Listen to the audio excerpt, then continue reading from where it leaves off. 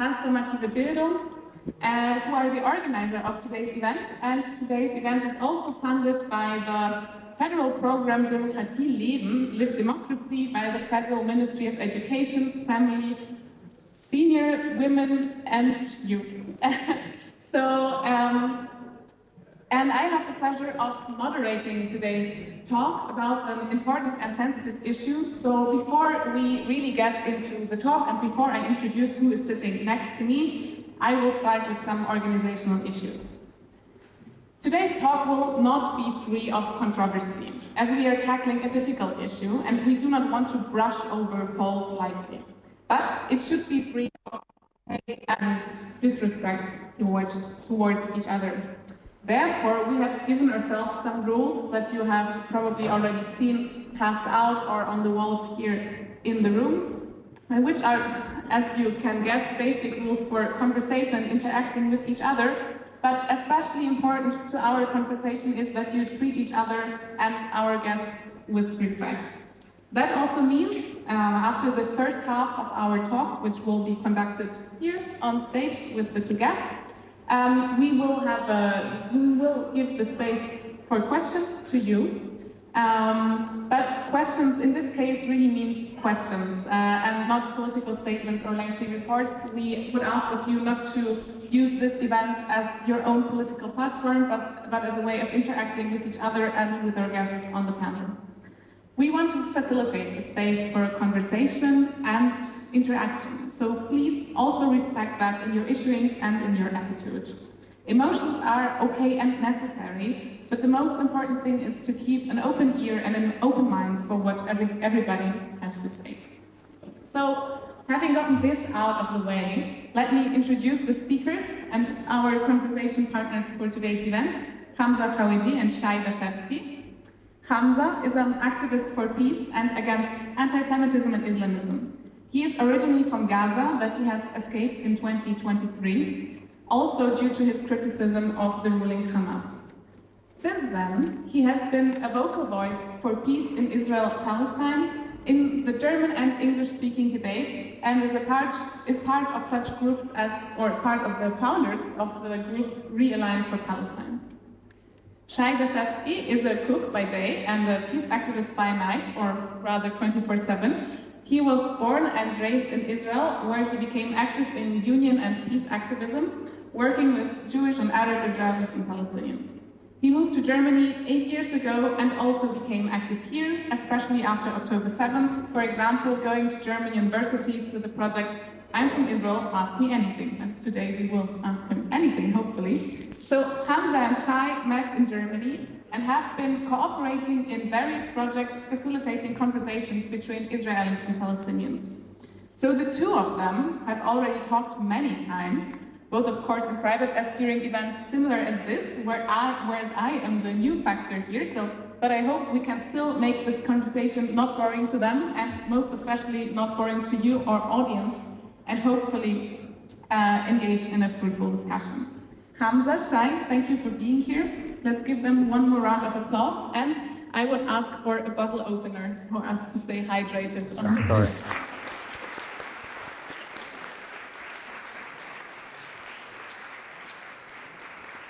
I didn't want to disturb. All right. While the bodily issues are being taken care of right now, let us jump in with the first question. And usually with those kinds of events that have taken place over the last 2 years, the first question would probably have been, what happened on October 7th and after October 7th, 2023? And this is something we will, of course, talk about in the course of this event. Nonetheless, we have agreed that we start with a different question, which is, what happened after the ceasefire deal, or the forced ceasefire that was facilitated by the US and other Arab states, and that Hamas and the Israeli government finally agreed on approximately a month ago, that has changed, or not, how we look at what has happened in Israel and Palestine, and also how the debate has been going in Germany and internationally since then. So what I want to start the conversation with, and what I want to ask Hamza and Shai is, What has happened since the ceasefire? How do you perceive it? What have you thought and done since then? So, first, thanks for having us here today. Not much actually that happened after the ceasefire, the last ceasefire deal was signed. If I can describe it in just one single word, it's just a stalemate. That we almost passed the phase one of the ceasefire deal, which says that we have to release, the Hamas has to release the hostages and the bodies of the dead hostages, and Israel has to release Palestinian prisoners. And then we will move from there to the second phase. And I feel that we are almost close to finish the phase one, because there is, I think, there is still 2 bodies of hostages remaining in Gaza Strip. But the question is what comes after in the second phase of the ceasefire deal, because I think it matters, or it will define how this ceasefire, if it's gonna stand or collapse, because there is 2 major obstacles for the second deal. One of them is Hamas, who refuses to disarm until now, with the statements from all their, almost all their leadership. And on the other hand, you have also a stalemate from the Israeli side, specifically the Israeli government, who unfortunately don't have an answer, because with this ceasefire deal, the Israeli government has a veto to decide who is going to be the responsible for Gaza's future, whether. And they already said that they don't want Hamas, they don't want the Palestinian Authority, and they didn't say who they want. And this is the problem, that we are stuck now with. Hamas does not want to disarm, the Israeli government does not have an answer for who's gonna rule Gaza in the future, and the situation in Gaza itself is the same, because Gaza became divided to 2 Gazas, to 2 Gazas right now. One Gaza is controlled by Hamas, another Gaza is controlled by the Israeli army, along with 5 to 6 militias supported by the Israeli government. And yeah, militias with very long criminal history, actually, and they are all armed. And this stalemate even went to the donors, or the mediators of the ceasefire, because it was supposed that the Gulf countries are going to be responsible for rebuilding the Gaza Strip. But the Gulf countries also say that we are not going to invest a single dollar in rebuilding Gaza until we make sure that it's going to be the last time Hamas will not pose a threat. And that doesn't seem to have happened right now, whether in the Hamas-controlled areas, because you have Hamas with their guns, or in the Israeli-controlled areas, because you also have 6 other militias with guns. So I think we are in a stalemate, and yeah, I hope that these obstacles can be overcome, but I'm not that optimistic about that, at least in the meantime. Shai, what about you? Yeah, first of all, thank you for coming. I don't know all the technical details. I would say, of course, also we kind of happy that finally the war stopped, and but it's also disparaging to see that Hamas doesn't want to give up the weapons. But what I do here in Germany with our events is talk about the situation in the West, in Germany, in Europe, and I have a little bit deja vu from 2005 when Hamas took over. It was a very violent time, and the world was silence. Nobody demonstrated, and it just continued the same circle of violence until, of course, it erupted on October 7th. And I'm very afraid that we see the same deja vu, the same pattern that happens. Suddenly people don't talk about it, or they even support Hamas, his executions. And it's very disparaging to see that mainly the left double down on this Hamas are freedom fighters, even when they kill Palestinians. And I'm a bit fearful for what I see in the West in the terms of this conception. And also because I work in against antisemitism, sadly, I don't see how it's gonna be better for Jewish people, for Israeli after 2 years of what I called hate movement that was created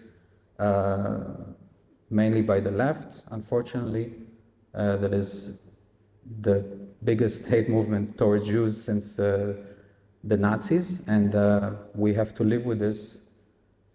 And it seems like the fact that the war stopped, the attack on Jewish people, the attack on Israelis did not stop, and the spill of all the problems or all the mistakes that happen in the Middle East spilled to Europe in many ways, and it doesn't seem like it's going to change. Sadly, also, I don't see any reflection towards peaceful movement of peace for peace. After 2 years, most of the voices were so suppressed that it's also disparaging. And I think, I mean, being here and still, probably most of you are left, I would like to see a peace movement. Maybe that is the time that gives me a little bit of hope. But at the same time, it's very scary to think what will come out of this 2 years of this war spilling into Europe. So both of you have reflected on what the ceasefire meant as an intercision, or maybe even as a continuity on the larger scale, on the geopolitical scale, or also on the scale of waves of hatred. What about you personally? You have been active since the 7th of October, so for the last 2 years, but also before that you have been fighting and battling antisemitism and Islamism and extremism in Germany and in the public debate. You have been a public figure, so to say, in a certain discourse for some time. What toll have those few years taken on you as trying to advocate for peace, and what happened, or have you had some time to reflect after the ceasefire, even though we know that, and you just explained, that it didn't put a stop to many things and violence that has been happening since in the Israeli-Palestinian war. Have you had some time to reflect what those last 2 years made with you personally? Yeah, just actually to correct you, because I was activist from Gaza since 2019 mainly. But yes, my activism expanded during these 2 years because of the events that we saw during these 2 years, whether it was the atrocities of October the 7th or Israel's brutal military campaign actually on the Gaza Strip. So, of course, my my activism expanded, and one has to continue holding the two truths at the same time. One is condemning the terrorism that I saw at the hands of Hamas on October the 7th, at the same time to condemn the war crimes and the crimes against the humanity that was committed by the Israeli army. So I tried as much as I could to hold these two realities at the same time, and at the same time to denounce the radicals that I saw, whether from the pro-Palestine movement, which of course I would actually note that I disagree with Shai's description a few minutes before when he made the comparisons with the largest movement after the Nazis, because I think it's important to be careful with the words that we choose, especially not to empty the words from its meaning. A word like a Nazi it means a lot, and we shouldn't empty these words from its meaning, also not to generalize on everything that we saw. Anyway, yes, as I said, I also had to confront with some parts of those who claim to be pro-Palestinians, but unfortunately they were pro-Hamas. I mean, it's not a secret. I had to see these videos, whether in the US campuses or in Berlin, with people chanting for Sinwar or for Hamas or for Qassam. The same people who abused me when I was in Gaza, who brought all this destruction to the Gaza Strip, and continued during the 2 years to bring more destruction, give the Israeli army more quote-unquote justifications to continue with the military campaign that they were doing. So I had to confront this side. On the other hand, I also had to confront the other side from the pro-Israel movement who tried to portray the 2 million residents of Gaza as a terrorist, or to justify whatever atrocities the Israeli army was committing, and trying, unfortunately, or fortunately maybe, for the West to redefine what it means to be a pro-Palestinian, to redefine for them that a pro-Palestinian means to be a pro-life, to be pro-humanity. That doesn't mean that we are naive people who would like just to live under siege and occupation and be a sellouts. No, we are pro-life, we are pro-humanity. At the same time, we are looking for other ways to get rid of the occupation, to get rid of the siege, not in a way that costs us the tens of thousands who were killed in the Gaza Strip, because I think a child's life in Gaza or even or in Sderot is way more appreciated than all this conflict and all this fight about the lands or about these ideologies in the Middle East. What was the question itself? Yes, the question was, what have you had time to reflect, or how do you reflect now after maybe the immediate, fire has calmed down on what those last 2 years meant for you as an activist, as somebody advocating for peace, and also like how do you? It is wrong to say look back, because the conflict is not resolved just because there is a ceasefire, which we know is not being held in all cases for both sides. But yeah, what have those last 2 years as an activist done to you?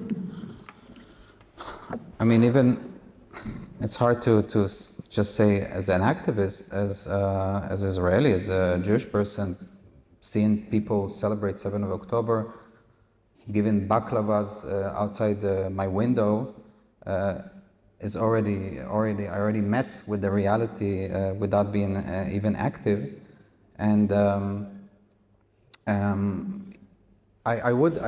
I just want to correct. I didn't say it's the same as the Nazis. We're not living at the same time. I wouldn't, make a relativation of this, but the statistic is pretty clear. Crimes or hate crimes toward Jewish people are the highest since 7th of October. It's risen to a very high level that was not seen before. And for me, I also feel sad that I say always like I am left, but the left left me. So I don't know where I can connect to the left in a place where I want to talk about peace, about peaceful solution, because when I said hate movements, I can just give some example. And I'm not saying everyone like this, but there's a core that in this, I would say, movement of anti-Zionism, I'm not saying particularly pro-Palestinian or something like this, but it shut down debates, not just that are coming from Jewish people, but also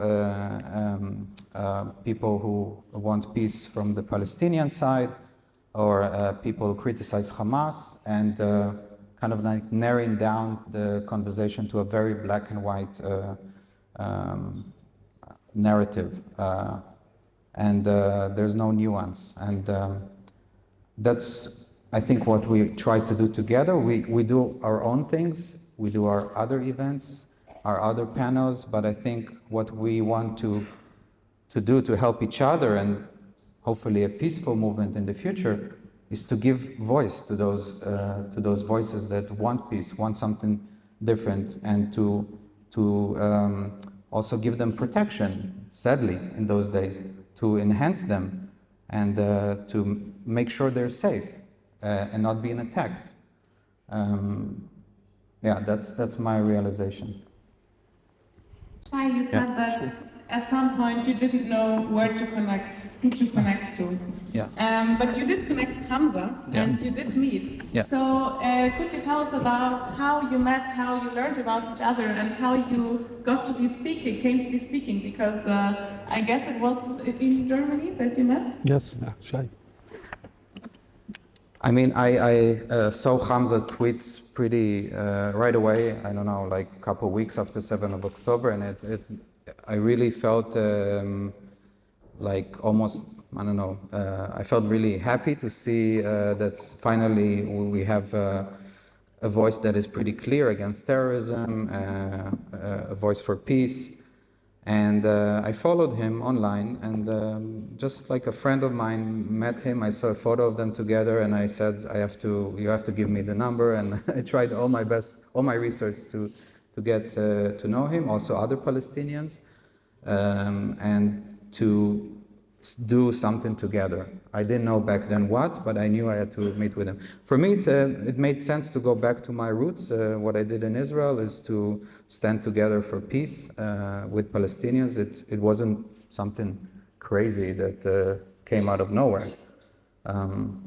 But sadly, I haven't found it in Berlin. All my close friends, all my colleagues, I was a little bit active, but definitely in the left-wing circle. And after 7th of October, I had no one to speak. They all either supported 7th of October or just denounced our friendship. So I searched for new people to do work together. I found Hamza, I found like the progressive linker, I found people. Yeah, and I'm very grateful I met Hamza, because since then we did a lot of events, and yeah. Yeah. Yeah, so actually, yeah, Shai described it well, because I'm still new here in Germany, and I met Shai when I first came actually to the country, because yeah, as Shai described, from the first days of from 7th of October, actually, like, one couldn't stay silent, because on the one hand, one has to condemn what he saw on that day, all the brutality that day, despite all the conflict and all the injustices that we have in the Palestinian-Israeli conflict. But it was a pure terrorism, and it has to be condemned from the first day. On the other hand, I was trying also to be a voice of the moderate people inside the Gaza Strip, because I did not live the Gaza Strip for a long time. I left the Gaza Strip a few weeks before the war, and I think pretty sure know how the reality is there in Gaza. And what I mean by that is that I know that people cannot go publicly and say that we condemn what Hamas did or that we opposed it without having a consequences for that might end up with those people being executed. It's easy as this in Gaza. So I decided that I will be the voice of those people, since I have this opportunity to be relatively safe in Europe and have an opportunity for kind of free speech. So I decided from the first day to hold these two realities at the same time. And yeah, with my activism, I had to meet Shai in Berlin, and we sat and talked at the beginning. It wasn't planned that we will do like the project that we continue to do during the past year, but I think we both liked what we did, and the audience were happy about it, because it wasn't the kind of shouting even that you will see at the same time. It's not as if we agree on everything that we say. I mean, you probably saw we disagreed from the first sentence, but it's still What do you not agree on? lots of things, actually, lots of things we don't agree. But at the same time, when we go out of here, we still continue like to be friends. That we don't allow that to affect our personal lives or our friendship. So it's normal to disagree. We are not robots at the end of the day, and we come from kind of similar societies. Each one of us has his own concerns. Israelis have a concern about security and terrorism. Palestinians have a concern about the occupation, the siege, and X and Y and Z. Of course, we will disagree, but the The question is how to hold these disagreements all together without fighting each other. Both of you also described what you already did on the ground in Israel and in Gaza, how you experienced the conflict and the conflict there. And then it's kind of like the start of a joke. Israeli and a Palestinian meet in Germany and talk about the Israeli-Palestinian conflict, right? So what did you experience when you came to Germany? Because, and maybe to continue with the joke, this is a very vivid debate here. You could, I mean, we all have experienced it in various contexts. So what have you noticed about the German debate on the Israeli-Palestinian conflict when you came here? What were you surprised by? What were you annoyed by? Or what did you even maybe enjoy? How do you experience the conversations with the German public? What are your thoughts on that? Let's start. How many hours do I have? The German. With the German thing, it's about the Palestine-Israel conflict. Like in large parts of it, it's not about Palestine-Israel conflict. It's about German's history, Staatsräson, the German responsibility. This kind of debate starts here and becomes less about Palestine-Israel and becomes about German's responsibility. And yeah, it's diverse. I didn't actually expect the discourse about the Palestine-Israel conflict to be that diverse in Germany before I came here, especially to see the change in the discourse among the younger generation and the more shift towards the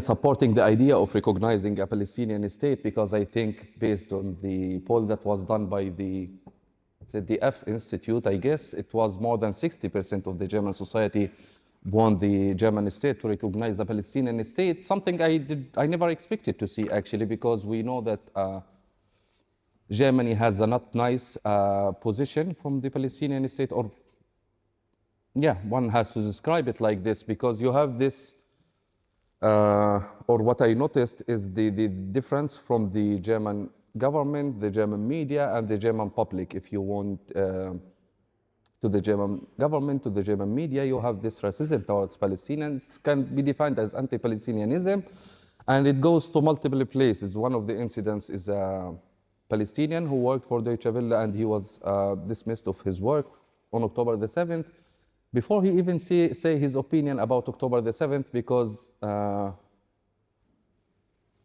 the media decided that he might not be that accepted. The same goes for the German government. I said it before and I say it again. I still remember how it took the German government, or the German media, not the German government, the German media, to use the word war crime. It took them 20,000 people to be killed inside Gaza. And they did not say it after because it was Gazans, no, because it was international humanitarian aid workers who were killed inside Gaza. Then the word war crime was first used in the German media. So it was something really disappointing for me to see that the German media does not have the bravery to even name a war crime for what is it. And one has to question, what is the role of the media if you cannot do it like this? And this is just one aspect of it. Going to the German government, I think it's also its position after at least the first year of the war was also a shameful position, in my opinion, because all these European countries were lobbying and pressuring for a ceasefire. Meanwhile, the German government continued to send more arms. At the end, they did a symbolic gesture of like, we stopped arms that can be used in Gaza, and good luck defining what can be used in Gaza and what can be used in Lebanon. It's just a symbolic gesture. So also they did not respond to the German public demands, who say that we want the state to recognize a Palestinian state, but the German government did little or nothing. Actually, many European countries did recognize a Palestinian state, and the German government decided not.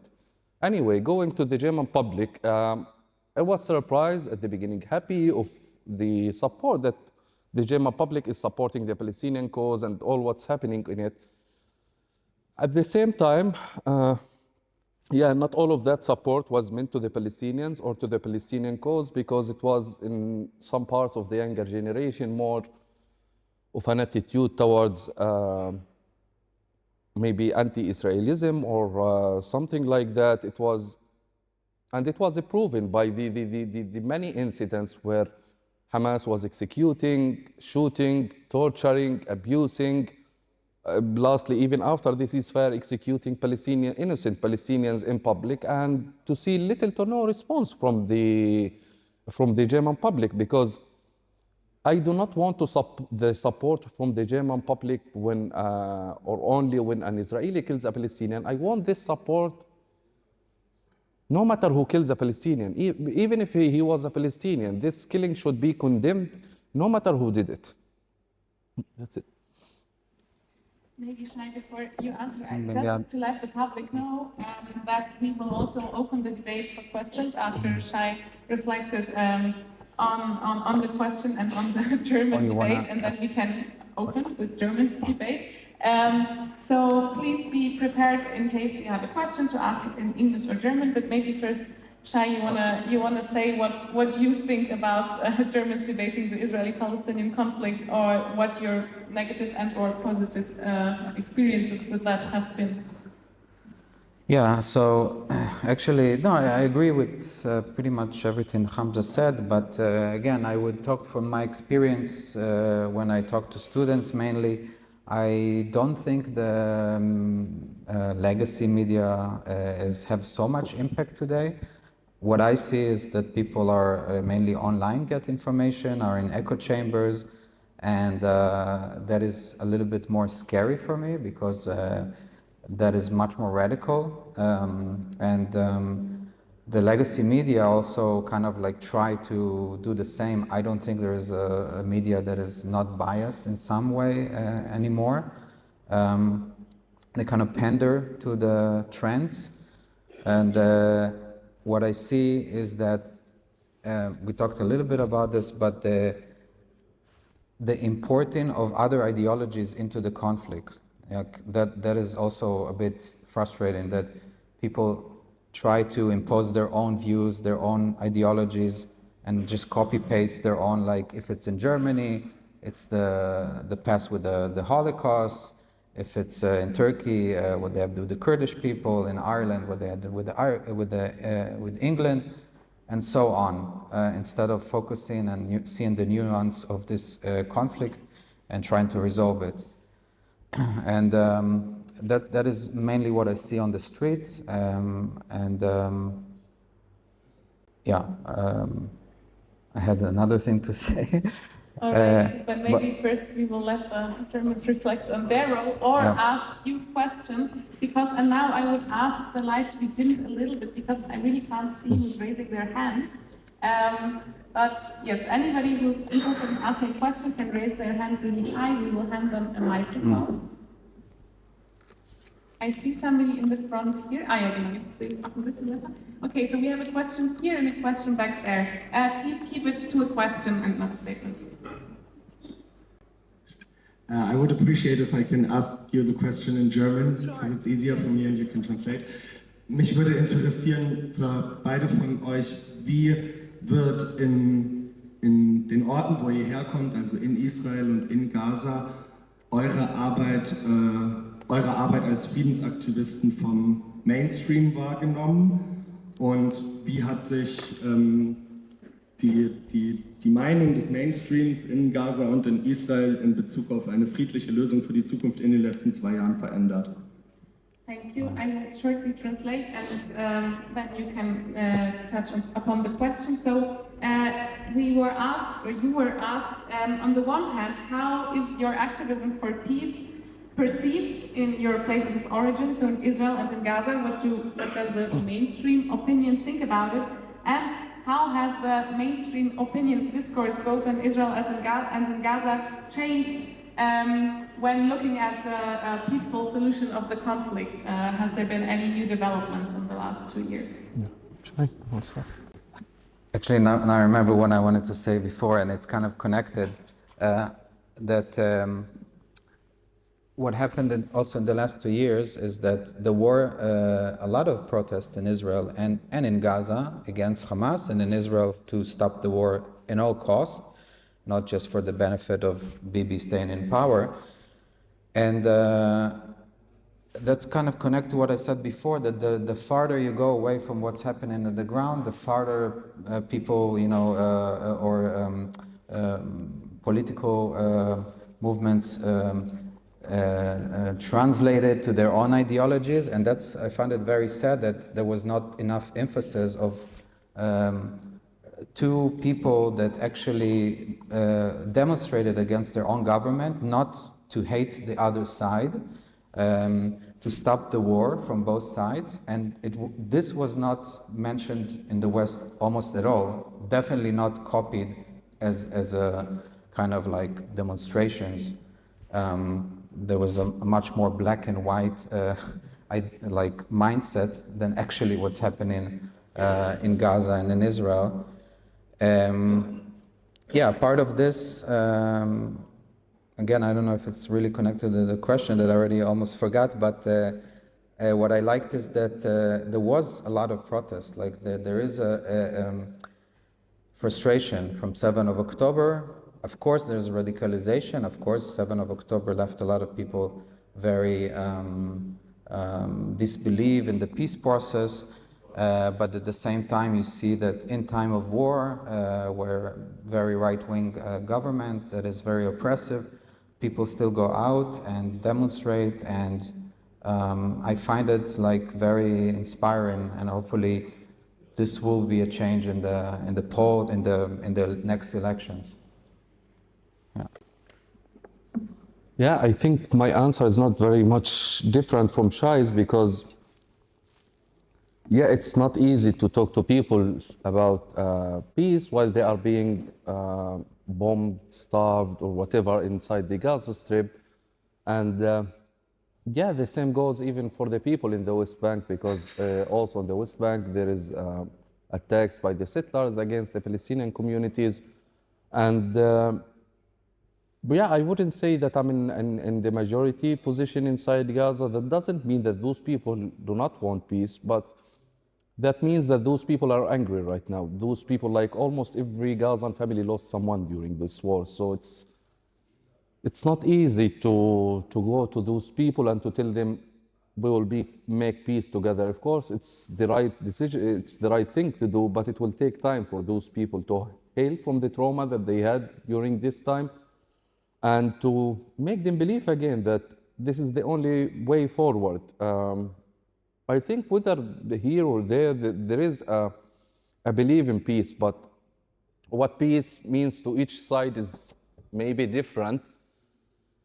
And it's just a matter of lack of trust. I mean, apart from the fanatical religious figures in Israel, or even in my side, who are obsessed about the land and expansioning the land, the majority opinion is about having a safe living in their state, whether it's Palestine or Israel. And this is what makes those people tend to go away from peace. Whether if you are talking in Israel, they are concerned about security. So now if you talk to them after October the 7th, let's go make peace, they will tell you, no, we just saw what happened on October the 7th. If you want to the people in Gaza, they would tell you what kind of peace if each family lost someone and we lost everything that we have. So this is the thing about ending the conflict. You don't have peace immediately after the war. There must have been a time that people would heal from the trauma, and it might not even be expected. I mean, we are here in Germany, you had the wall in Berlin, and when the wall fell, no one was expecting the wall to fall. So it's about when the circumstances are happening. But I think our work is to make our voice the dominant one and the major narrative in our society, to convince the Israeli right wing that Palestinians are not a security threat, at the same time to go for the Palestinians and to convince them that we have to share this land with the Israelis. We have this land, we have our country and they have our country. So I think we are not in a majority right now, and but that doesn't mean we will disappear. We will continue our work until we will become the majority.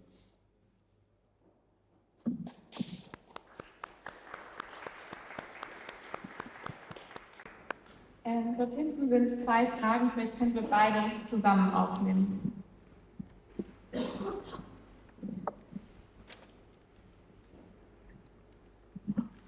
Hey, I'm not sure how to ask, but I'm interested in, have you ever speak about your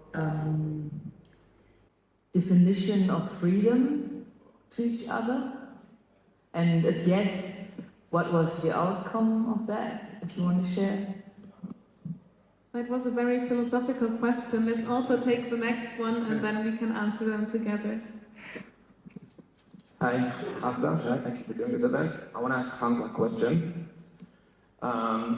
Were you part or affiliated with the movement linXXnet in Gaza? And from my perspective as an Israeli, our feeling is that at the end of the day, many weapon depots were in civilian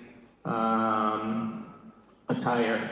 Growing up, did you ever encounter like these depots being, or even like tunnels, which are thousands of miles in width and length? Have you encountered them?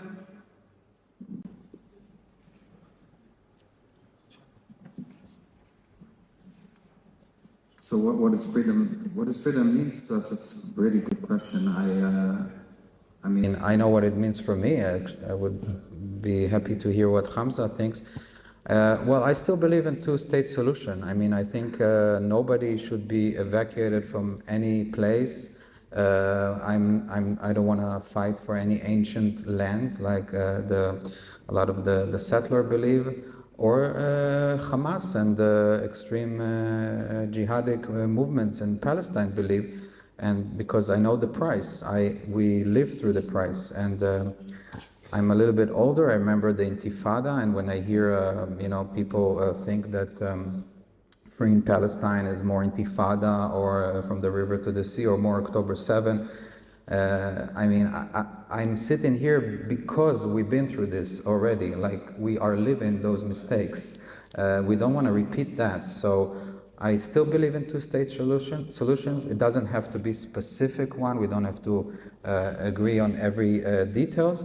But I definitely think that should be a very predominant voice that when we talk about solutions.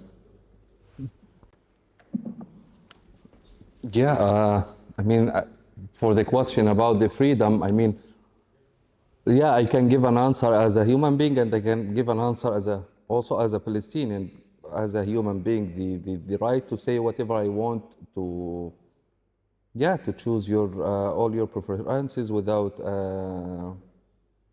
any pressure, whether it was your religion, sexual preferences, X and Y and Z, and also as a Palestinian to live freely without the siege, because all I remember about Gaza is that it was sieged, to live without the barriers of the occupation, to the checkpoints, to have the ability to visit the people in the West Bank, because I have never been there, to have the ability to visit Jerusalem, to have also the ability to visit Israel. I don't want to be limited with my movement. To have an airport, because in Gaza we don't have an airport, to have a seaport, because in Gaza we also don't have a seaport. So it means lots of things to me, to be honest. And yeah, the second question about Hamas, I mean, no wonder that Hamas was using civilian infrastructure during the war, or even before this war. I mean, that was part of them. And well, it wasn't as if it was war between two armies. No, it was kind of a guerrilla war where, yeah, Hamas is like a cancer. It's everywhere. It's everywhere inside the Gaza Strip. I cannot remember any place where Hamas was not there. That doesn't mean that I'm saying that in every place that Hamas exists, it should be bombed, because it's also a question of proportionality, and I'm not the expert to give you an opinion about it. And the question about tunnels, I would tell you with 100% certainty that the majority of Gazans don't know where are the tunnels, and I'm one of them. Because Hamas is not naive. Hamas, they always have the assumption in their minds that Israel have some spies in Gaza, so they wouldn't be that keen or that open to tell about the society about the tunnel shafts. And yeah, one story, for example, from 2021, when I was inside the Gaza Strip, there was this military escalation between Hamas and Israel, and it was mainly in my neighborhood, in the Al-Wahda street. And in one day, I was sitting with 4 of my friends. One of them was Dr. Ayman Abulaouf, a very close friend. And yeah, he just left me 10 minutes, and then the bombardment stopped. It was literally 10 minutes, and he was killed, dozens of my neighbors. And then for us to discover that we had a very long tunnel underneath us, and no one had any idea. If any had any idea, we wouldn't stay next to it. I mean, we all understand that if there was a military escalation, Israel is gonna bomb the Hamas tunnels. And yeah, the third question, I think, about the Bidna Naish, the We Want to Live movement. Yes, I'm actually a co-founder also of the We Want to Live movement, and I participated in the protest in 2019, in 2023. I was arrested in 2019 and 2023, and yeah, I made my way out in 23rd of August, 2023. Okay, there's another question here in front.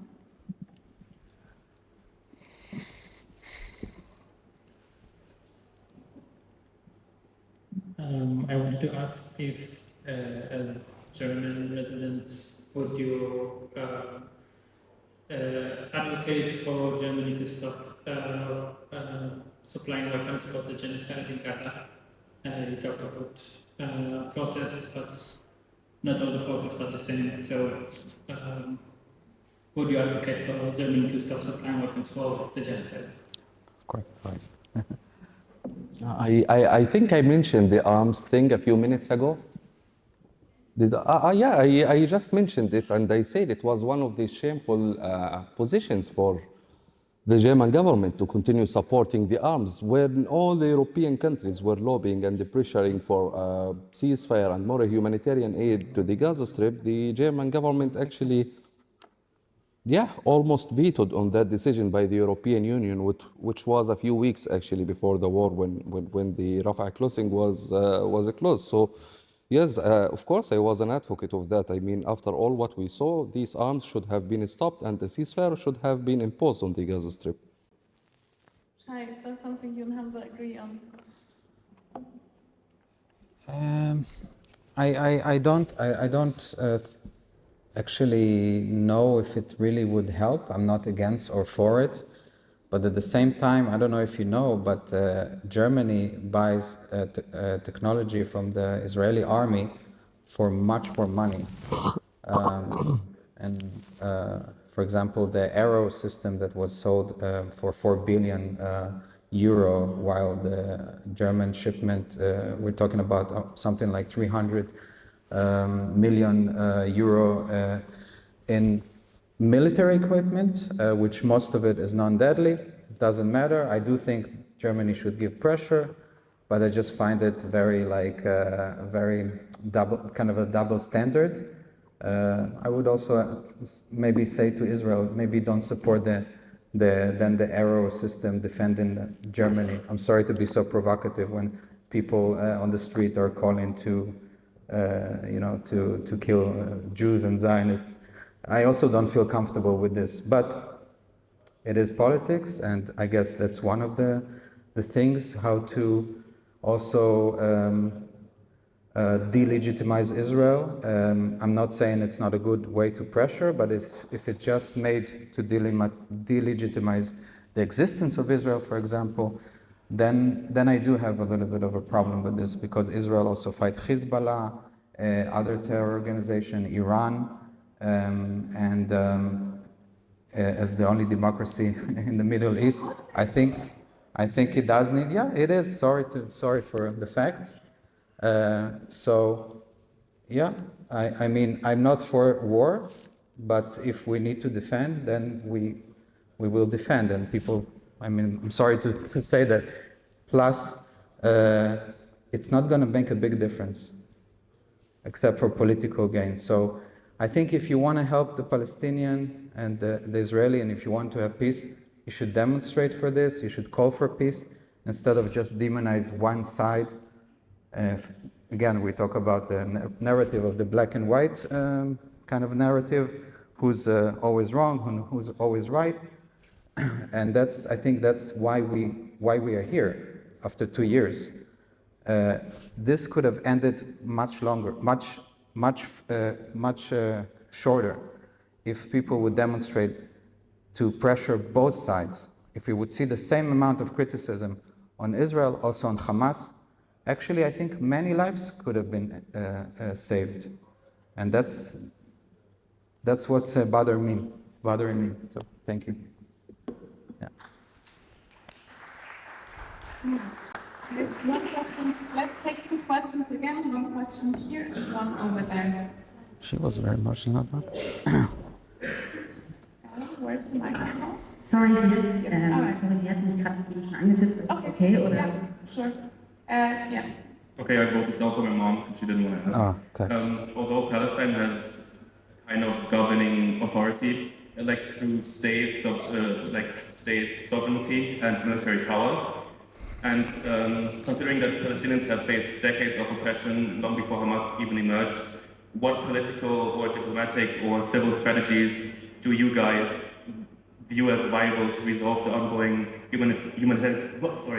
humanitarian crisis without resorting to terrorism? I'm not saying that's a good response, but what other things?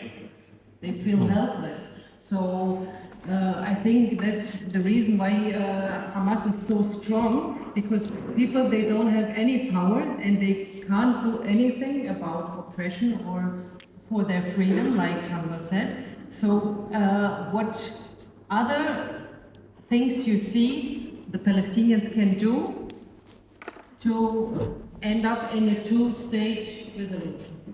Thank you. And let's take one more question because we have many. The lady over here. I had a question for Shai. How it is to vote, because you described yourself in the beginning as an Israeli leftist.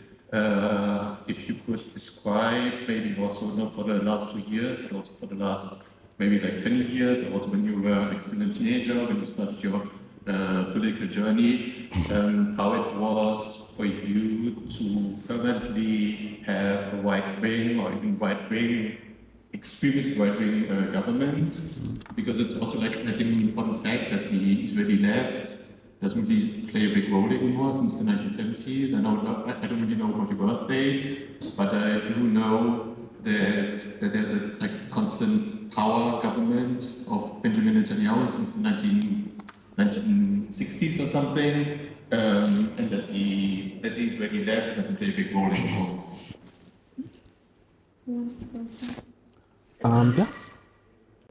So, Yeah. for you the question, what are active ways for Yeah, the the active ways for the Palestinians is just towards diplomacy and negotiations. And I know this might sound not satisfactory for many people, but this is the only way forward. Why? We have tried the so-called armed resistance from a long time ago, from 1948 or even before that. And what did that achieve to us? In 1948, we, or the Arabs, lost the war and Israel took more land. They lost in 1967, Israel took more land. And in 2023, now we are seeing the same, like with what happened during the war. So, speaking as a Palestinian, and I'm not adding terrorism in my answer, but I'm talking about the idea of armed resistance. So, the more Palestinians tried this way, the more lands that they lost. And what is important more than the lands is the lives that we lost. Because from 1948 until 2023, a few months before the war, the number of the Palestinians who were killed during that conflict was less than 70,000. What was killed by the decision that Hamas launched equals more than the number of the Palestinians who were killed since 1948 until now. So you can imagine the reflections of that idea to the Palestinians. This is one thing. The other thing is, think of it strategically.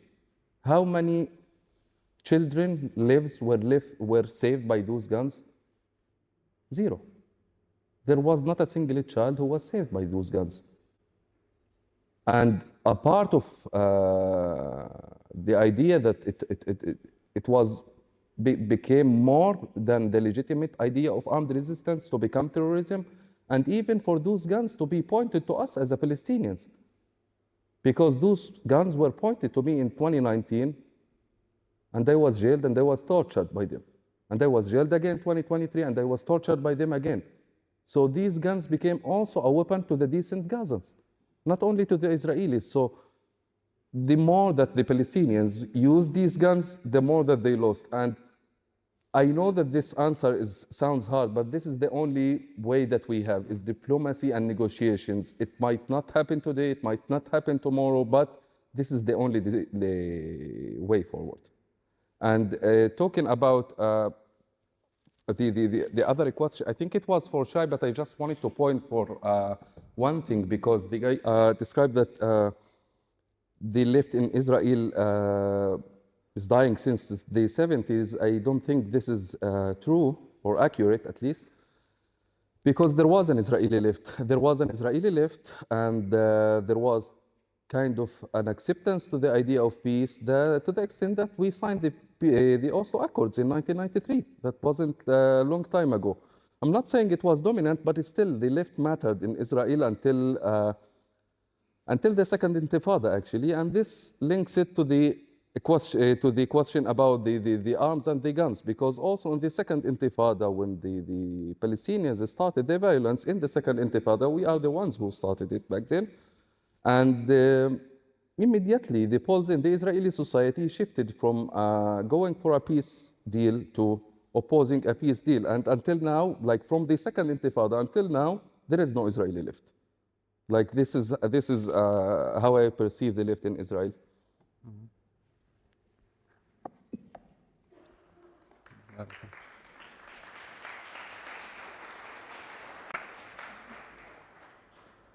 Actually, are you an Israeli left? Is there an Israeli left? Let's keep the Well, that's interesting. Also, I like the question before about Hamas, but what I always say is that the Israeli left is also very different from what we have here as left, because, for example, and I repeat myself a little bit, but like the calls for Intifada, and in Israel, pretty much no matter how left you are, you will never think to do that, to say that, because you live through that. So maybe I'm not left enough for you, but I know that I know what I don't want. You can call me left, you can call me right. It doesn't really matter. So yeah, that's one thing. About the right wing, I actually don't have much to add. But I did remember, it was 1995, that Rabin was the prime minister. We had Oslo Accords, and there was the biggest celebration. It wasn't even demonstration. It was the biggest. It was called the biggest demonstration up until this point in Israel. I think 400,000 people were on the streets celebrating peace. On the same day, sadly, Rabin died. And it was a very, I remember people crying on the street at night, like I just opening the window, because we obviously wanted to do everything for peace. And there was, the left maybe got some kick in the ass after this, but there was not always actually the government of Benjamin Netanyahu. Maybe you remember there was the government of Lapid with actually Arab, first time in the history since Israel was established that Arab party was part of the government. And I think, I heard it before and I agree very much that we are maybe one election away from a big change. I do believe in this, because people are still seeing the current government, first of all, as responsible for 7th of October. We don't forget about this.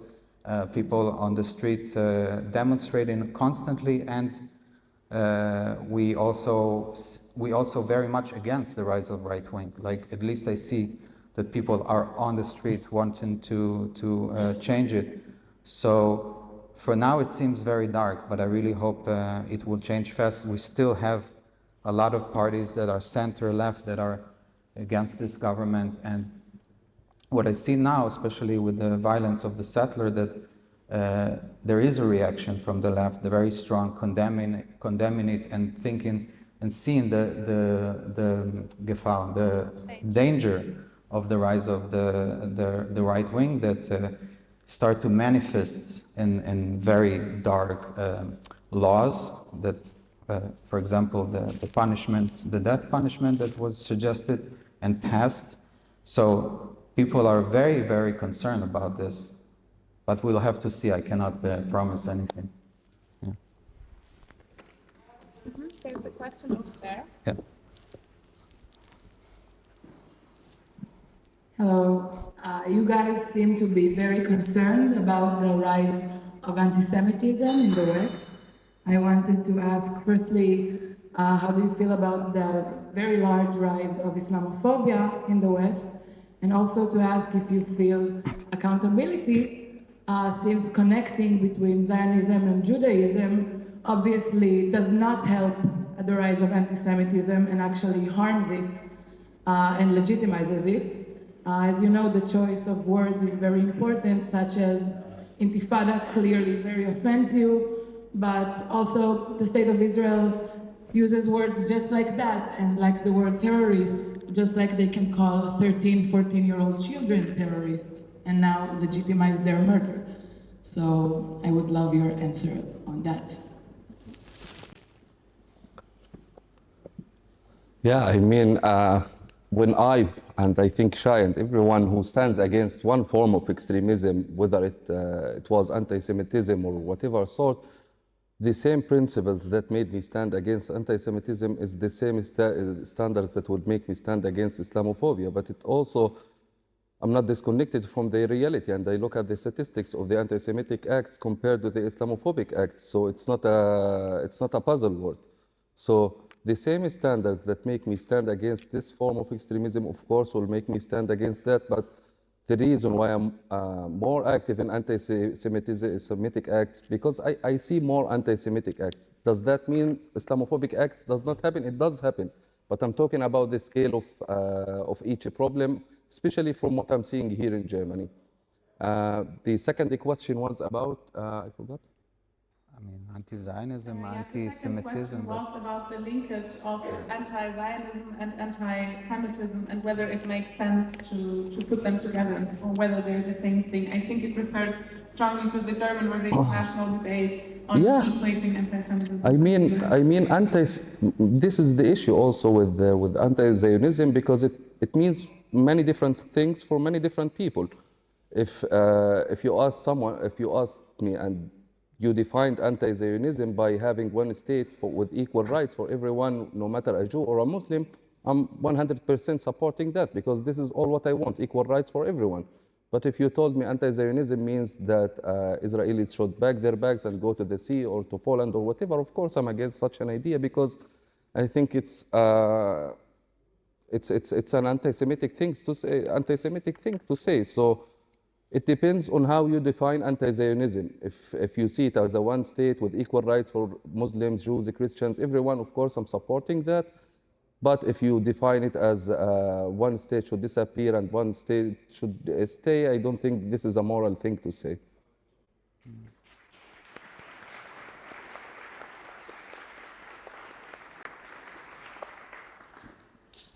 Yeah.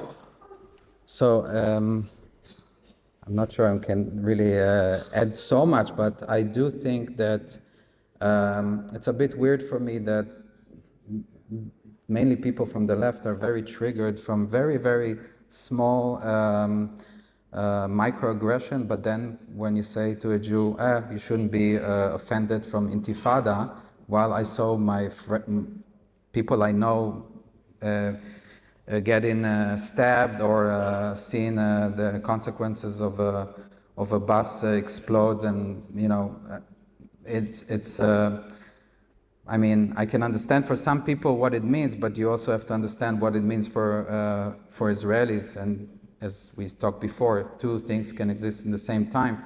So as I would not dismiss a Muslim person who have his concern, I would not dismiss anyone's concern about any calls for me it's call for action, for not just something that is in the air. Intifada does mean something that we've been through, and I think as connected to armed struggle, like I think whatever you think about this term, I don't think it's a solution. The solution should be peace. I hope that's what I hope from the 8th of October, that people will demonstrate for peace, for a two-state solution, and not be kicked out because they want peace. I had friends in the beginning who went with a Palestinian and Israeli flag together, and they were kicked out immediately. I know from demonstrations. In Germany? In Germany, yeah, in Berlin, because I also wanted to go, and they said, no, don't do that. But that's what we wanted to do in the beginning. So, and that brings me a little bit to this, okay, I'm not anti-Semite, I'm just anti-Zionist. I don't really care how you call it, but when you attack people just because they're from Israel, you block people from entering the class in universities, when you demonstrate in front of Israeli restaurants, when you demonstrate in front of synagogues, for me, it's hate. You are projecting hate towards a minority. So I don't know. It doesn't. For me, it doesn't help when people say, "Oh, I'm not anti-Semite. I'm just anti-Zionist," and then act in a very violent way. I'm not saying that everyone who's anti-Zionist wants to do that, but unfortunately, a lot of very aggressive acts are covered by saying it's just anti-Zionist. Yeah, we had this case in Berlin where people were kicked out just because they had falafel in Hebrew written on their shirt. Now, okay, that happened, but what was the reaction? Well, the reaction was that was acceptable because it was act of resistance against Zionism, against the genocide, so they accepted it. While if you take this case to any other conflict, if it would happen to a person from Sudan, which there is also a war there, a very brutal war, a person from Yemen, or a person from Syria who's going to kicked out because he has some writing on his shirt, of course it will be racist. So for me, this is the point where, yes, anti-Zionism is a form of anti-Semitism or a form of racism or form of hate. We don't have to call it a specific name. But I would just say, let's have not have a double standard, but let's have a standard for everyone, for every kind of form of hate.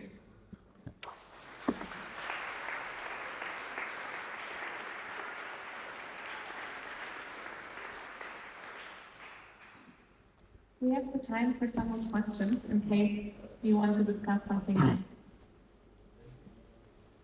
Here also. In the back, there's a question in the back.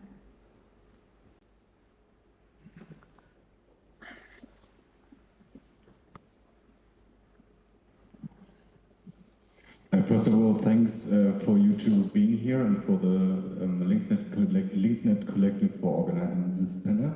My question is, what are your wishes or maybe even demands for the German left?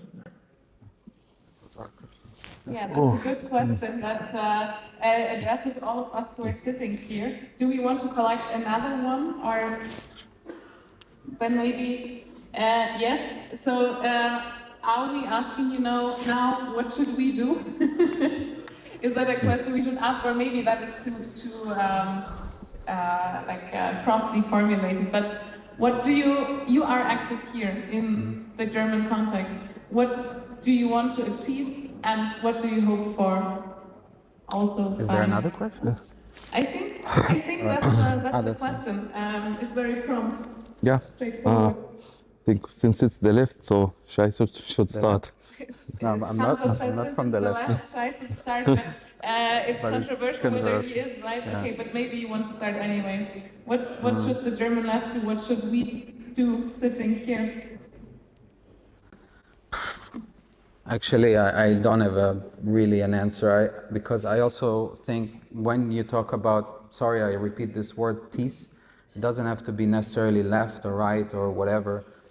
We have to, first of all, and we have the chance to do it in Germany and in Berlin. I think it's a bit different from other European countries where we can have very good platforms for moderate voices, or from, for example, there is a lot of protection of Yazidis and other people that need help and security, or people who are promoting promoting peace, or I think we have a chance for this. It just we just have to make those voices louder and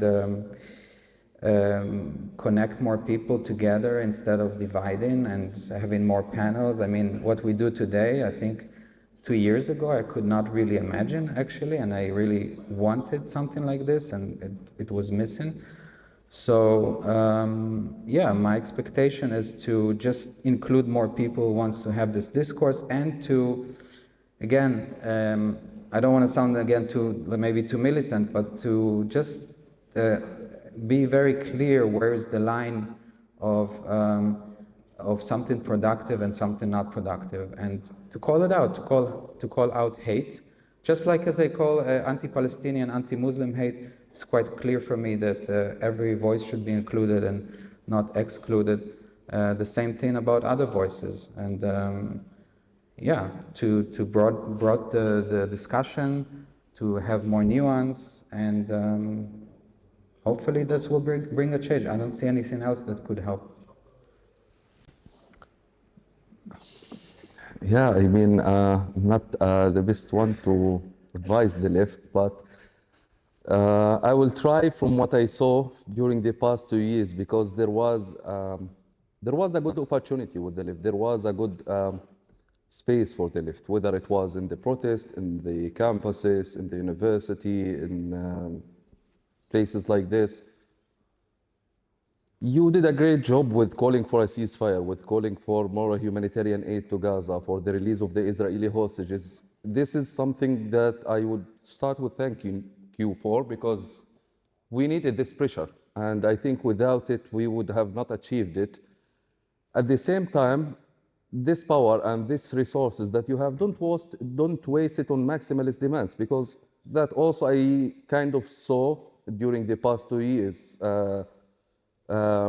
Protest calling for dismantle the Zionist entity or destroy Israel, or these maximalist demands that, apart from the fact that it's immoral, it's also unrealistic, and you are really wasting an opportunity that you have. You are wasting an opportunity that some governments are listening to you, some decision makers are listening to you. So call for something that can be really achieved, that can be really applied, and that will help the civilian. I don't care about his ethnicity or nationality, but put it in a real demand that you yourself think about it twice and see if it can be achieved or not, or just you are expressing your anger at the other side. So this is one thing to say, and to say also that the ceasefire does not mean that your mission ended. I don't think so. You have values, you have principles to fight for that represent the left, and you should continue calling for it, because maybe there will not be fighting because we have a ceasefire, but there is still demands for my people as Palestinians, that we don't want to live under occupation, we don't want to live under siege. We want a free democratic Palestinian state that does not act as an axis for the Iranian regime or the Qatari regime or whatever, but a free democratic Palestinian state next to an Israeli one. And this is the thing that I believe that the left from all the sides should continue to advocate for after the war. Thanks. So I would say this is the last round for questions. We can take yours, and also everybody who still wants to pose a question, you have the time to raise your hand as well. Hey, so thank you for being here. Wait, maybe one more general question. I mean, since this conflict in general has a very long history, and especially since October 7th, people are holding very strong views about it. And since that, I found myself unable to build my own somehow balanced opinion, because every book you can read is said to be pro-Palestinian or pro-Israel. So what would be your advice to build some kind of balanced opinion, to have sensible, grown-up discussion just like we've had now? Yeah, I can Do you answer have first. a reading list? No, I will not give you my reading list, because I'm not satisfied with it. But yeah, I wouldn't give you a reading list because I don't think that I have the authority to say what's right and what's wrong about this conflict, because you will find diverse opinions and diverse authors. Everyone has his own respect. But I would say that get yourself out of the comfort zone and do not get yourself aligned all the time with opinions that you agree with. And that doesn't mean to contradict yourself all the time, but as you give yourself a space to listen to opinions that you like, people that you like listening to, or authors that you like reading to, get yourself out of this comfort zone and go to the other narrative, go to the other side and see what they have to say, and try to be the way between them, and try to grasp what narrative, what reality sounds more close to the truth for you. Shai, what's on Perfect. your reading list? Reading list? Everyone is biased. I think this is the perfect answer. Shai says everybody's biased. I mean, not biased, but you can always, whatever you say, whatever you read, somebody will come and say it's totally the opposite. The truth is the opposite. I mean, people live in echo chamber and algorithm online, and they just keep repeating the same thing. So, I mean, I think if you would cut the internet now for 3-4 months, people will come back to panels like this, and they will have totally different background. Like we are very, very loaded with the same kind of narratives we get, and sometimes very extreme ones, and we are blocking each other from seeing the other side. And yeah, I mean, I don't have much to add. I think you should always put yourself in the other person's shoes and try to think, what will help the other side also to understand you. And listen to the voices from the street, because I think sadly our both governments or people who rule us right now do not represent what we want in the future. So we need to really, really make the double effort to filter everything, also what the government says or what Hamas says, and listen to the people and what they want, and that's like much more work. Just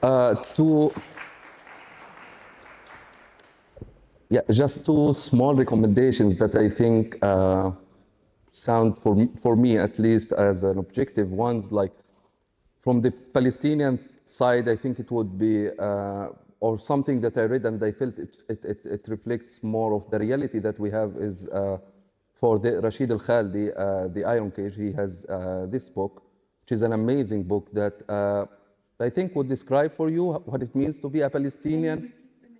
The Iron Cage for Rashid Al-Khaldi. And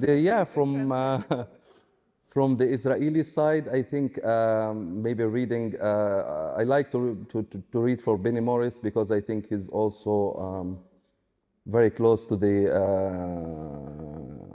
to describing the historical events that reshaped the land's history, at least from 1920 to maybe the 2008 war. Okay, so very direct recommendations. I hope you all caught that, who wanted to write them down. So, there is another question. All right, then let's take this one last question. If anybody, I see there's one more. Okay, let's take two last questions. Last chance to raise your hands. Then let's take the two together and answer them together. Thank you. I have a question about trust. So, Hamza, you said earlier today that in order to go forward to peace or freedom, trust needs to be established or gained. And I was wondering if that's something that you see like realistic. Is it something that's actually going to you see happening in the coming years? And if so, what are steps towards trust to get peace? Let's wait for the next question, then we can answer them. Yes, over there.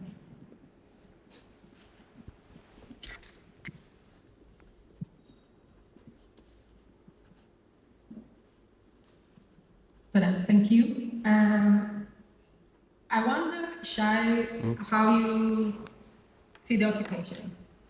How did you experience the occupation? When somebody says occupation, when Hamza is saying occupation, what are you hearing? What are you seeing? And my second small question is that you said you've been an activist of peace, living in Israel, and I wondered what you've done. What's your activism look like? Okay. Thank you. You want to start?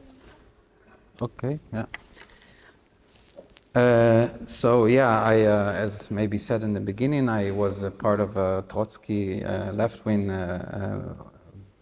movement, and it was mainly like socialist movement, but I was many times in the West Bank and Belin. Maybe you remember, there was a very famous demonstration against the wall that was built there that kind of cut the village to two, and it was very you can also YouTube, there's a very interesting movie made about it, because they decided that it will be a peaceful demonstration without throwing stones, without violence, and they could have tracked a lot of people from all over the world. A lot of Israelis were there, and so yeah, that's very in short, but similar things to what I do now. We had in the universities panels and discussions. I mean, so obviously about the occupation in the West Bank, I'm totally against, and I really, that's one of the reasons why I want some kind of a peaceful resolution or agreement, because just talking about it, yeah, okay, I'm against, but what do we do now if we don't take any step to fix it? Sadly, the violence will continue. If we just look at start to blame each other and talk about if we don't find a solution, we're just going to get stuck on this. I mean, this is going on since I remember myself. So yeah, I'm against the occupation in the West Bank. Of course, what does it mean, occupation for other people? That's a different question. But obviously, I said my opinion. I want two-state solution without occupation in the West Bank, and the same rights that we have as Israeli, a self-government state, however it looks, Palestinian one, that they can self-govern without the need to have military operation or whatever, without the excuses that it could give to any government to do those acts in the West Bank. And that's why I think, we should be honest and really talk about solution from both sides that don't give excuses for violence for the future. That's my point. Yeah.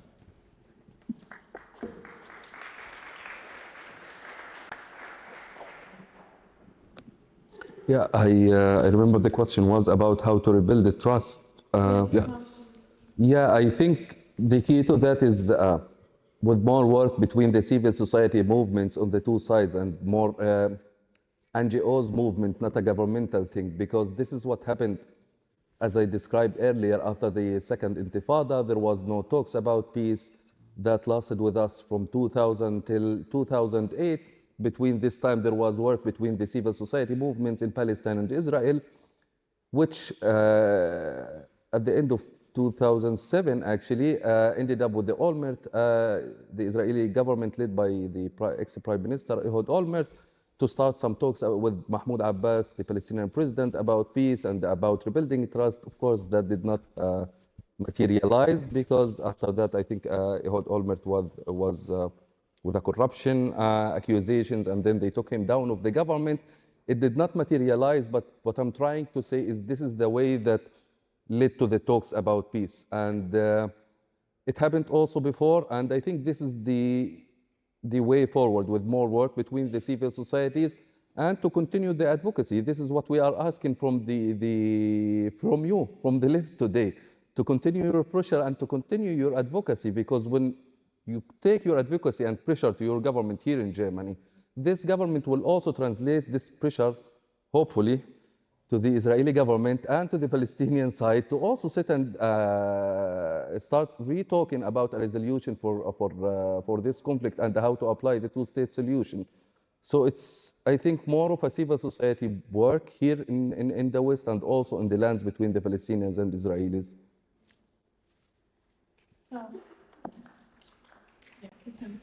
So, Shai and Hamza, you told us what to do and what we should do, but maybe to close up, to finish up, what will you do? What are your plans for the next weeks, days, months? What do you plan to do with your activism? Where will it lead you? What are you doing right now apart from sitting on panels? Where will we see you in the next time? Maybe as a finishing question. Try.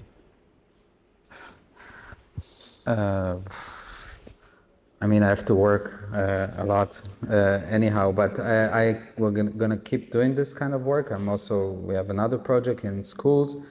Can you tell us about it? What is the other project in schools? Well, it's we did it a couple of times where we go Israelis and Palestinians. Until now, it was just me and Hamza. I don't think it's the only project. What we were twice already in schools, which I think is very important, and there's a lot of opportunities to do it in the future. So, and that's, yeah, I think it's pretty cool. It's fun. They're not so indoctrinated, and they're more open, sadly, than many adults. So that's one thing, and I think it's important, like in education, to bring those topics, but also to have the people to interact with people, not to, like I would say something that Hamza told me, that in Gaza, the problem was that, if I can repeat it, and correct me if I'm wrong, that the Palestinians in Gaza saw Israelis only as either occupiers or soldiers. And I think that's one of the problems. Like, we have to sit and talk, and I would say whatever we do, we can talk about solution all day long, but if we don't de-radicalize and kind of like start to really sit down and listen and just shouting at each other, then we're not going anywhere. It doesn't matter what's the solutions that will be on the table. So at least what I can do here in Germany, and that's what I urge anyone around me to do, is to try to de-radicalize the tone, de-radicalize the atmosphere, the actions, and to find maybe a different way, more peaceful way. What are your plans?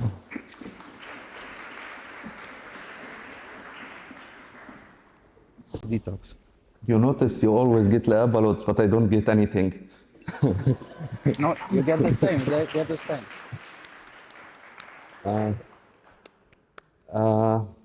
Yeah, I think I'm also gonna continue, because apart from the activism that I do with such panels, I'm also doing a fellowship with Ideas Beyond Borders, writing articles about the Middle East and Palestine-Israel situation specific. I'm hopefully gonna publish also my book by April next year. We can add that to the reading list? Yes, it's in German, by the way, so it will be better. But no, I don't promise a history about the conflict. I don't have that. But still, I would love if you read it. And I would like to continue with my work, with working with Ideas Beyond Borders, writing my book, also with Realign for Palestine. And I think that's it. I think this is enough for 2 years. Yeah, sounds like a good to-do list. Yeah.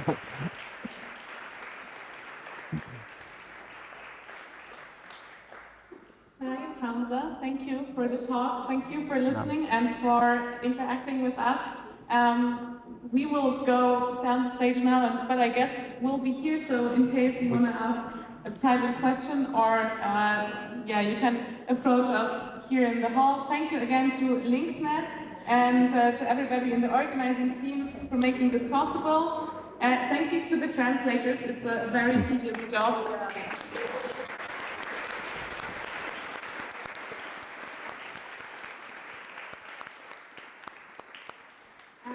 I hope all of you take something from this evening and go on discussing and talking to each other and with each other. Thank you.